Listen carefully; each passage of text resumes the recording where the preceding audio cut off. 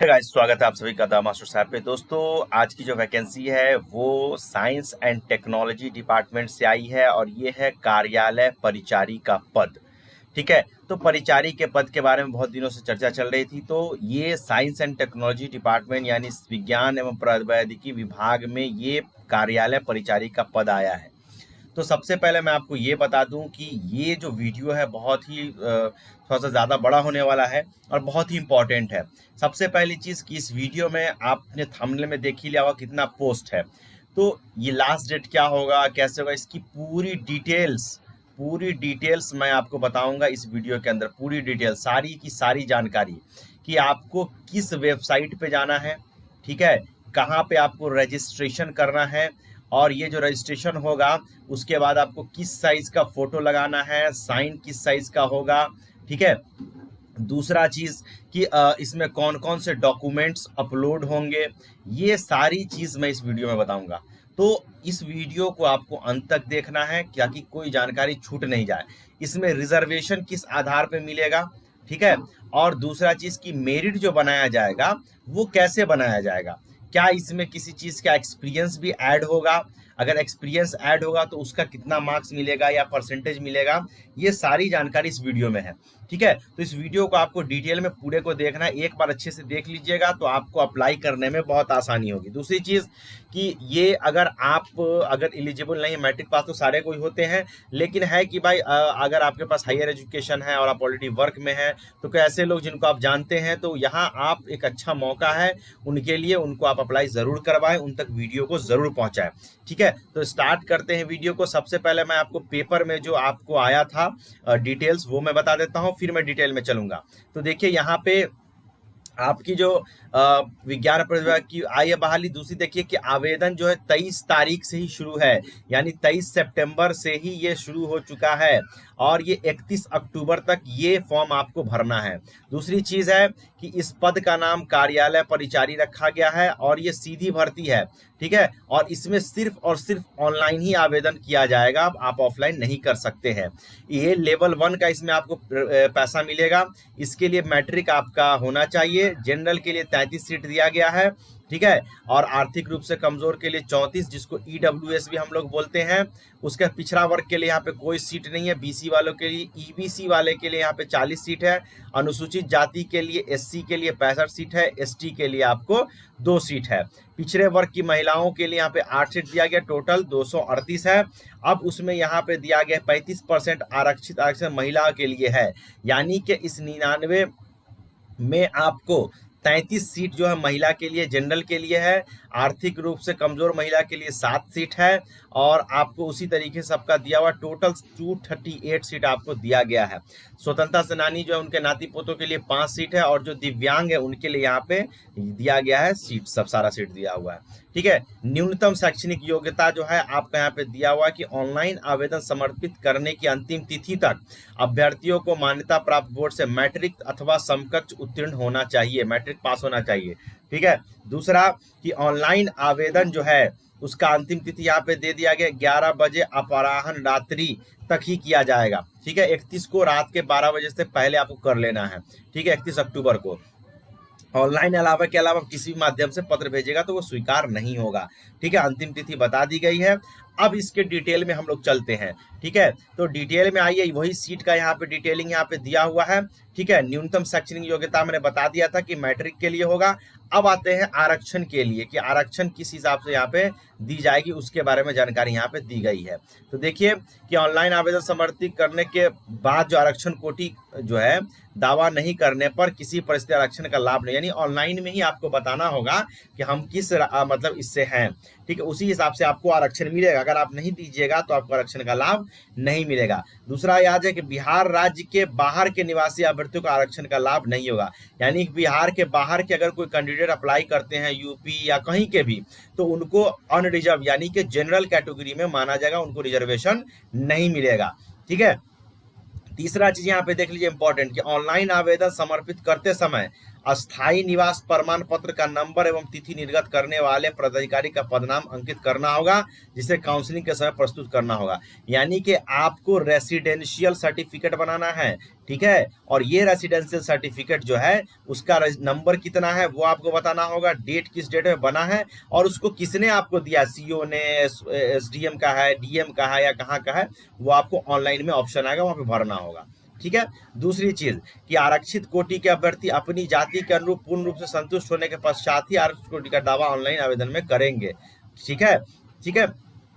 अब देखिए, उसके बाद देखिए यहाँ पे ऑनलाइन आवेदन में दावा किए गए आरक्षण श्रेणी, ठीक है, में किसी भी परिवर्तन नहीं किया जाएगा। पहले बता दी कि अनुसूचित जाति और जनजाति का भी उसी हिसाब से दे दिया गया है सारा, कि आपको ऑनलाइन के समय मतलब काउंसलिंग के समय आपको सारा का सारा डॉक्यूमेंट देना होगा। पिछड़ा वर्ग, अत्यंत पिछड़ा वर्ग वाले का भी वैसे ही है कि ऑनलाइन आवेदन समर्पित करने के समय क्रीमी लेयर रहित प्रमाण पत्र यानी कि ओबीसी एनसीएल आपको बनाना होगा। ठीक है, अगर आप पिछड़ा या अत्यंत पिछड़ा वर्ग में है तो, ठीक है, के पास भौतिक रूप से उपलब्ध होना अनिवार्य है, मतलब कि आपके पास फिजिकली अवेलेबल होना चाहिए, जिसका क्या डेट है, किस स्थिति में बना है, ठीक है, वो सारा चीज यहाँ पे होना चाहिए, अनिवार्य होगा। 1 वर्ष से अधिक पुराने क्रिमिनल प्रमाण की स्थिति में आपको फॉर्म भरना होगा, यानी 1 वर्ष से पुराना है तो आपको यहाँ पे एक फॉर्म है, यहाँ पे फॉर्म परिपत्र संख्या दिया गया है, विहित प्रपत्र दिया गया, ये आपको नया बनाना पड़ेगा। तो 1 साल से पुराना आपका ओबीसी नहीं होना चाहिए, 1 साल से पुराना आपका ओबीसी नहीं होना चाहिए। तो करंट में बनवा लीजिएगा, 10 से 15 दिन में बन जाता है, अभी अप्लाई कर लीजिए। चलिए अब देखिए यहाँ पे दूसरी चीज, नेक्स्ट क्या बात हो रही है कि काउंसलिंग के समय उक्त प्रमाण पत्र स्वघोषित समर्पित नहीं करने पर अभ्यर्थी का आरक्षण का लाभ दे नहीं होगा। मतलब जो भी प्रमाण पत्र है, जैसे कि आपको बताया गया रेसिडेंशियल, कि आप बिहार राज्य के हैं, पहला, दूसरा कि अगर पिछड़ा या तो पिछड़ा वर्ग से हैं या अनुसूचित जाति जनजाति से हैं, तो उसका जो डॉक्यूमेंट है आपका खुद का अगर प्रमाणित सेल्फ अटेस्टेड किया हुआ अगर नहीं है आपके पास, तो आपके पास क्या है, अगर ओरिजिनल आपको दिखाना होगा तो आपको आरक्षण नहीं मिलेगा। ठीक है। तीसरा चीज यहाँ पे दिया कि आरक्षण का दावा करने वाली विवाहित महिला का जाति के प्रमाण पत्र उनके पिता के नाम एवं पता से निर्गत होना चाहिए, न कि पति के नाम से। तो अगर कोई महिला अप्लाई कर रही है, कोई महिला अप्लाई कर रही है तो उनको ओबीसी या जो भी जाति प्रमाण पत्र बनाना उनके पिता से के नाम से बनाना है, और वो एड्रेस भी वही का होगा, उनके मायके का होगा या ना कि उनके ससुराल का होगा। तो ये बहुत इंपॉर्टेंट बात है, इसको ध्यान में रखना है आपको। इसीलिए मैंने कहा कि वीडियो को पूरा देखिए, बहुत सारी जानकारी इसमें देनी है आपको। दूसरा है कि नामांकन की जारी प्रक्रिया के बीच आरक्षण कोटि में सुधार बदलाव नहीं किया जाएगा। ठीक है। तो ऑनलाइन आवेदन प्राप्त होने की अंतिम तिथि तक जो भी एडजस्टमेंट वही मान्य होगा, मतलब जो आपने अप्लाई कर दिया है वही वैल्यू होगा, बाद में उसमें कोई एडिट वगैरह नहीं किया जाएगा।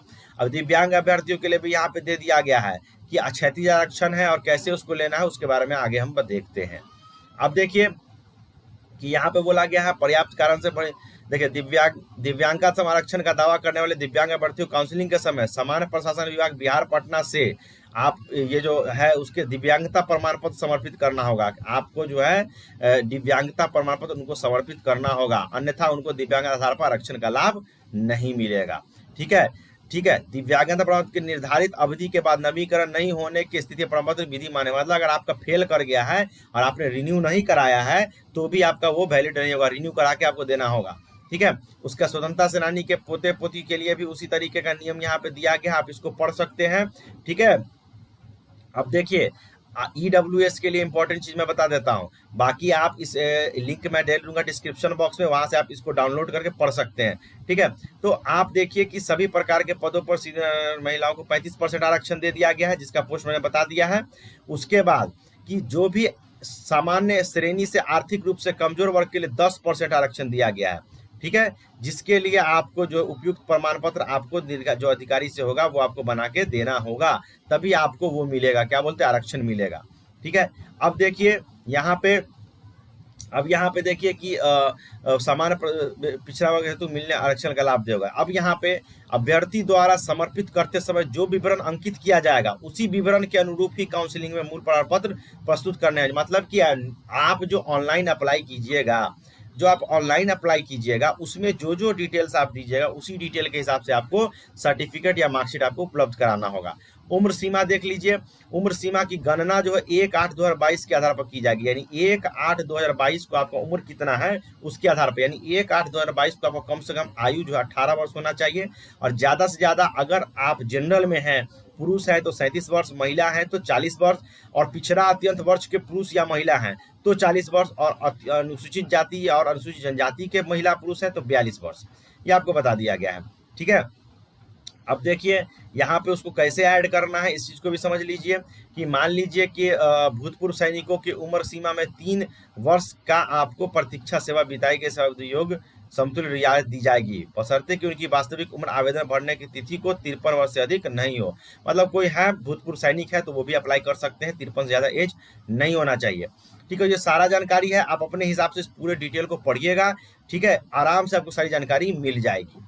अब देखिए यहाँ पे एक चीज और दिया गया है कि यदि विश्व बैंक पॉलिटेक्निक शिक्षा सुदृढ़ीकरण परियोजना अंतर्गत चतुर्थ वर्गीय कर्मी के रूप में नियोजित किसी कर्मी द्वारा 3 वर्ष कार्य किया गया है एवं इस संदर्भ में विज्ञान एवं प्रौद्योगिकी विभाग पटना द्वारा अनुभव प्रमाण पत्र निर्गत है, साथ ही अभ्यर्थी अनुसूचित जाति का एवं दिव्यांग हो तो अनुसूचित जाति की कोटि के आधार पर उम्र सीमा 42 वर्ष एवं दिव्यांग के आधार पर 10 वर्ष तथा उक्त अनुभव प्रमाण पत्र के आधार पर अतिरिक्त 3 वर्ष मिलेगा। यानी कि मान लीजिए कि आपका 42 वर्ष है, दिव्यांग है तो 10 वर्ष वो मिलेगा, और अगर आप इस जगह काम कर चुके हैं तो 3 वर्ष और जुड़ जाएगा, तो आपको आप 55 साल तक की उम्र तक आवेदन कर सकते हैं अगर आप इसमें काम कर चुके हैं। चयन प्रक्रिया क्या होगी, ये सबसे इंपॉर्टेंट है, इसको देख लीजिए कि चयन प्रक्रिया क्या होगी। चयन प्रक्रिया पहला बात बोला गया अभ्यर्थियों के मैट्रिकुलेशन यानी मैट्रिक यानी 10वां में या समकक्ष प्रमाण पत्र के प्राप्त अंकों के प्रतिशत के आधार पर मेगा सूची तैयार की जाएगी, जितना परसेंटेज आपको मिला है उसी के हिसाब से मेगा सूची बनेगा। दूसरा चीज कि विश्व बैंक पॉलिटेक्निक शिक्षा सुदृढ़ीकरण परियोजना अगर है उसके अंतर्गत आप चतुर्थ वर्ग कर्मी के रूप में नियोजित कार्य कर चुके हैं, ठीक है, तो आपको संतोष पर सेवा के लिए 6 माह के ऊपर की कार्यावधि पूर्ण वर्ष माना, जैसे कि 7 महीना 8 महीना आप काम किए तो 1 साल माना जाएगा, और 1 साल के लिए 5% आपका बढ़ जाएगा। ठीक है, 1 साल के लिए 1% बढ़ेगा और मैक्सिमम 5% आपको बढ़ जाएगा अगर आप यहाँ पे काम कर चुके हैं तो। ठीक है, तो ये एक मैंने बोला था एक्सपीरियंस बेसिस पे क्या लाभ मिलेगा वो आपको बता दिया मैंने। अब देखिए जितना आपको कोटी है, जैसे कि जनरल में कितना सीट है, ईबीसी में कितना सीट है, सीएसटी में कितना सीट है, जितना सीट है उससे 3 गुना लोग को बुलाया जाएगा काउंसलिंग में। मान लीजिए कि 100 सीट जनरल में है तो 300 को बुलाया जाएगा। मान लीजिए कि ओबीसी में 50 सीट है तो 3 गुना यानी 150 आदमी को बुलाया जाएगा, 150 को बुलाया जाएगा। ठीक है, तो ये एक चीज समझ में आ गई। अब देखिए कि आपको ऑनलाइन करना कैसे है। ऑनलाइन करने के लिए क्या क्या करना होगा, तो आपको ऑनलाइन करने के लिए इस वेबसाइट पर जाना होगा dstbihar.gov.in पे। यहाँ पे click here to apply online पे जाएंगे, ठीक है, और आवेदन किया जा सकता है। यहाँ पे भी आपको मिल जाएगा, 2 वेबसाइट है लेकिन आप इस वाले पे ट्राई कीजिएगा, डीएसटी वाले पे। ठीक है, आवेदन भरने में किसी प्रकार की तकनीकी समस्या के कारण आप हेल्पलाइन नंबर यहाँ पे ईमेल आईडी दिया गया, इस पे आप संपर्क कर सकते हैं। आवेदन करने के लिए पहले आपको रजिस्ट्रेशन करना पड़ेगा। रजिस्ट्रेशन के बाद आपको एक यूजर आईडी मिलेगा। यूजर आईडी जो है आपके मोबाइल नंबर और ईमेल आईडी पे प्राप्त हो जाएगा। ठीक है, उसके बाद आप लॉगिन करके अपना सुविधा अनुसार पासवर्ड बना लीजिएगा। उसके बाद यूजर आईडी और बनाया गया पासवर्ड से फिर आप लॉगिन कीजिएगा। उसके बाद आप उसमें जो जो डाटा मांगा गया है उसको भरिएगा। ठीक है, अब देखिए डाटा में क्या क्या आपको मांगा जाएगा, ये देख लीजिए। डाटा में आपको रजिस्ट्रेशन का नाम, आपका पिता का नाम, लिंग, जन्म तिथि, ईमेल आईडी, मोबाइल नंबर, आधार नंबर, जब हो जाएगा तभी आप रजिस्टर कर सकते हैं। ठीक है, अब देखिए ये जो नाम, माता का नाम, पिता का नाम, अपना नाम, जन्म तिथि, मैट्रिक, ये सब आपका जो है प्रमाण पत्र यानी आपको जो सर्टिफिकेट मिला हुआ है उसके हिसाब से आपको भरना है। नाम जो है आपका आधार कार्ड और ईयर ऑफ बर्थ आधार वाले बॉक्स में अभ्यर्थी का वही विवरण अंकित किया जाएगा जो उनके आधार कार्ड में है। तो एक बात और ध्यान रखना है कि आधार कार्ड में और उसमें सर्टिफिकेट में नाम और डेट ऑफ बर्थ सेम होना चाहिए। मैट्रिक अथवा समकक्ष प्रमाण पत्र और आधार कार्ड नाम में त्रुटि अंतर रहने के कारण उनकी उम्मीदवारी प्रभावित नहीं होगी। ठीक है, मैट्रिक अथवा अंकित विवरण के आधार पर ही चयन संबंधी अग्रतर कार्रवाई की जाएगी। मतलब अगर मान लीजिए कि गड़बड़ है, जैसे कि मान लीजिए मनोज कुमार नाम है और उसमें लिखा गया है मनोज सिर्फ, ठीक है, तो उससे दिक्कत नहीं है, लेकिन बाद में उसको सुधार करा के आपको दिखाना पड़ेगा। ठीक है, अब देखिए कैटेगरी का वही चीज है। फोटो जो है आपको कैसा होगा, तो फोटो अपना जो है साफ होना चाहिए, उच्च गुणवत्ता का होना चाहिए, रंगीन फोटोग्राफ अपलोड करना है जिसमें पूरा चेहरा खुला होना चाहिए। 50 KB से कम हो फोटो का साइज, और 200 बाय 300 पिक्सल का होगा, JPG फॉर्मेट में होना चाहिए। फोटो का पता चल गया। अब आते हैं आगे हस्ताक्षर के बारे में। तो हस्ताक्षर 20 KB से कम का होना चाहिए, 140 बाई 60 पिक्सल का होना चाहिए JPG फॉर्मेट में। अब एक इम्पॉर्टेंट बात आपको याद रखना है कि जो अभ्यर्थी जो हैं, अभ्यर्थी अपने फोटोग्राफ की 5-6 अधिक प्रतियां अपने पास सुरक्षित रखेंगे, ताकि आवश्यकता पड़ने पर विभाग द्वारा मांगे जाए उनको जमा किया जाए। यानी जो फोटो आप बनवाइएगा कम से कम 10 पीस बनवा लीजिएगा, ठीक है। अब शैक्षणिक योग्यता की बात करें, अगर मान लीजिए किसी अभ्यर्थी के अंक पत्र में CGPA SGPA है, तो अभ्यर्थी अपना बोर्ड के नियम के अनुसार सारा अंक को उसमें बदलेंगे परसेंटेज में, उसके बाद ही ऑनलाइन आवेदन में आप डालिएगा, ठीक है। CGPA मत डालिएगा, ठीक है। उसके बाद जो आपका वैध और सक्रिय मोबाइल नंबर, ईमेल ID जो है उसी को डालिएगा, क्योंकि आपको भविष्य में कुछ भी मिलेगा तो उसी ईमेल ID और मोबाइल पर ही पता चलेगा, ठीक है। उसके बाद बोलता है कि आप जो है फाइनलाइज करेंगे किसको, फॉर्म को, आवेदन पत्र को फाइनलाइज करने के बाद लॉगिन पेज पर अंकित प्रिंट एप्लीकेशन पर क्लिक करके ड्राफ्ट एप्लीकेशन प्रीव्यू देखकर संतुष्ट हो लेंगे। कोई सुधार आवश्यक हो तो ऑप्शन का उपयोग करके सुधार कर लेंगे। जब आप फाइनलाइज कर लेंगे तो उसके बाद सुधार नहीं होगा, तो सुधार फाइनलाइज करने से पहले सुधार कर लेना अगर कोई दिक्कत हो तो। आवेदन पत्र को फाइनल करने के उपरांत अभ्यर्थी पूर्ण रूप से भरे हुए आवेदन पत्र को प्रिंट करके अपने पास सुरक्षित रखेंगे, और उस पर जो अंकित एप्लीकेशन ID भी सुरक्षित रखेंगे। किसी भी परिस्थिति में एप्लीकेशन ID आवेदन पत्र की डुप्लीकेट विभाग द्वारा निर्गत नहीं किया जाएगा। मतलब एक बार जो भी आप प्रिंट कर लीजिएगा फॉर्म भरने के बाद और आपसे गुम हो गया तो दोबारा आपको नहीं मिलेगा, तो इसलिए उसको ध्यान रखना है, ठीक है। आवेदन करने की अंतिम तिथि, आवेदन पत्र को प्रिंट मुद्रित किया जा सकता है। आवेदन पत्र की प्रिंट मुद्रित प्रति विभाग में भेजने की आवश्यकता नहीं है, यानी जो फॉर्म आप भरिएगा उसको विभाग में नहीं भेजना, अपने पास रख लेना है, ठीक है। उसके बाद कहा गया है कि आपको जो अभ्यर्थी सुनिश्चित करेंगे कि ऑनलाइन आवेदन करते समय उनके पास सभी वांछित प्रमाण पत्र उपलब्ध रूप में हो, योग्यता से संबंधी हो, जिसका उल्लेख उम्मीदवार ने ऑनलाइन में किया। यानी ऑनलाइन में जो भी चीज आप भर रहे हैं उसका सर्टिफिकेट आपके पास होना चाहिए, ठीक है। तो ये सारा चीज है। और एक अभ्यर्थी द्वारा एक ही आवेदन आवेदन पर भर सकता है, किसी एक से अधिक आवेदन पत्र नहीं होगा, नाम बदल के नहीं कीजिएगा, ठीक है। वैसे अभ्यर्थी इस विज्ञान का चयन के पात्र नहीं होंगे जिन्हें संघ लोक सेवा आयोग या किसी राज्य लोक सेवा आयोग या अन्य अवधि तक कदाचार मामले परीक्षा दिया। मतलब कि अगर आप एग्जाम देते हुए पकड़ा गए चोरी करते हुए, ठीक है, और आप पे केस हो गया था या आपको एक्सपेल्ड कर दिया गया था, तो आपका इसे भी एप्लीकेशन नहीं लिया जाएगा, ठीक है। ये क्लियर कर दिया है। अब देखिए दूसरा चीज और लास्ट चीज है, समझ लीजिए इस चीज को, कि अभ्यर्थी जो है ऑनलाइन आवेदन पर भर मास से उनके सुनिश्चित नहीं की जाएगी और उनके प्रस्तुत अवैध कागजों के आधार पर विभाग अंतिम निर्णय। मतलब खाली आप फॉर्म भर दिए तो नहीं होगा, काउंसलिंग में सारा डिटेल जब चेक कर लिया जाएगा तभी आपका कैंडिडेचर वैलिड होगा, ठीक है। किसी भी अभ्यर्थी काउंसलिंग में सम्मिलित होने के पात्र विभाग द्वारा जाया जाएगा या अंतिम होगा, ठीक है। अभ्यर्थी को सभी वंचित प्रमाण मूल में काउंसलिंग के समय सत्यापन हेतु प्रस्तुत करना होगा, लाना होगा ओरिजिनल। काउंसलिंग के समय प्रमाण पत्र मूल में प्रस्तुत नहीं करने पर उनकी उम्मीदवारी रद्द कर दी जाएगी, यानी आपको ओरिजिनल दिखाना होगा, नहीं दिखाइएगा तो एप्लीकेशन रद्द कर दिया जाएगा। नियुक्ति हेतु किसी प्रकार का अनुचित कार्य करने या कराने अथवा गलत अपूर्ण सूचना देने अथवा किसी प्रकार का अनुचित तरीका अपनाकर चयन प्रक्रिया प्रभावित करने का प्रयास करने पर संबंधित अभ्यर्थी रद्द किया दिया जाएगा। मतलब आपको डिस्टर्ब नहीं करना है उनको। विज्ञापन संबंधी विभाग यहाँ पर ये है, DST पे आप जाके उसको देख सकते हैं, समाचार पत्र में भी छपा है, ठीक है। उसके बाद नोट में देखिए, उम्मीदवारों की अर्हता, आवेदन पत्र को स्वीकार और स्वीकार करने, चयन की प्रक्रिया, मेगा सूची पर निर्माण, नियुक्ति आदि के संबंध में विभाग का निर्णय अंतिम होगा। वही लोग जो कहेंगे वही होगा, जो सभी अभ्यर्थियों के लिए बाध्यकारी और मान्य होगा। इस संबंध में किसी प्रकार की जानकारी पत्र संबंध में विचार नहीं किया जाएगा, ठीक है।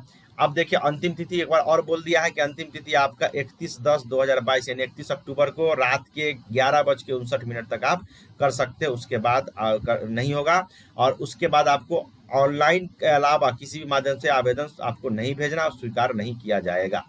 तो ये सारी जानकारी हो गई परिचारी की, कार्यालय परिचारी की। तो मैंने जैसा कि कहा कि वीडियो को अच्छे से देखिए और लिंक है ओपन, अगर कोई दिक्कत होता है तो कमेंट सेक्शन में बताइए, मैं कोशिश करूंगा कमेंट में उसको सॉल्व करूं, नहीं होगा तो वीडियो के माध्यम से मैं सॉल्व करके आपको बताने की कोशिश करूंगा। बहुत अच्छी वैकेंसी है, लोगों तक पहुंचाइए, जो आपके आसपास है, जो मैट्रिक किए हुए हैं उनके लिए एक अच्छा अपॉर्चुनिटी है कार्यालय परिचारी के रूप में काम करने का।